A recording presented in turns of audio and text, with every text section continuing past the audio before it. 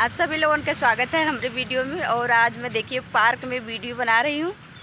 बहुत ही सुंदर पार्क है, लेकिन उधर धूप है, इधर बैठ के बना रही हूँ वीडियो। और आप लोगों को बहुत ही मज़ेदार चुटकुला नाच गीत सुनाऊँगी।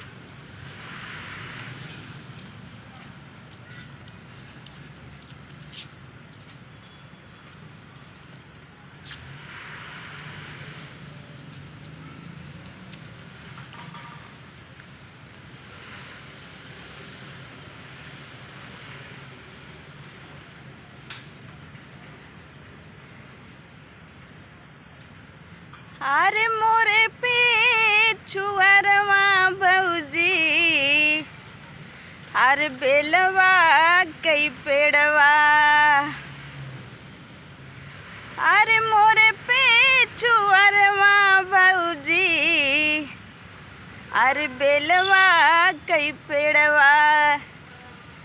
पकई न बेलवा कचे पचुए छम दे, सासु बतिया जोड़नी पिया न बोले हमसे।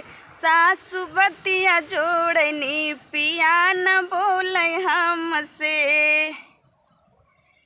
पिया न बोले हमसे, पिया न बोले हमसे। सासु बतिया जोड़नी पिया न बोले हमसे। सासु बतिया जोड़नी पिया न बोले हमसे। अरे का करिए भौजी, सूझे ना उपैया। अरे का करिए भौजी, सूझे ना उपैया।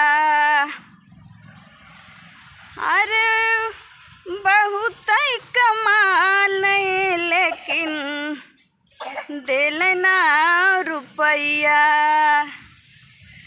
अरे का करिए भौजी, सूझे ना उपैया।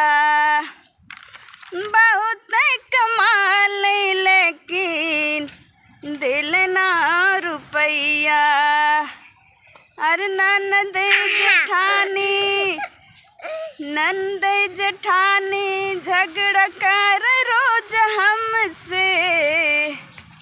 अरे ननद जेठानी झगड़ा कर रोज हमसे। सासु बतिया जोड़नी पिया न बोले हमसे। सासु बतिया जोड़नी पिया न बोले हमसे। अरे मोरे पिछुअरवा भौजी, बेल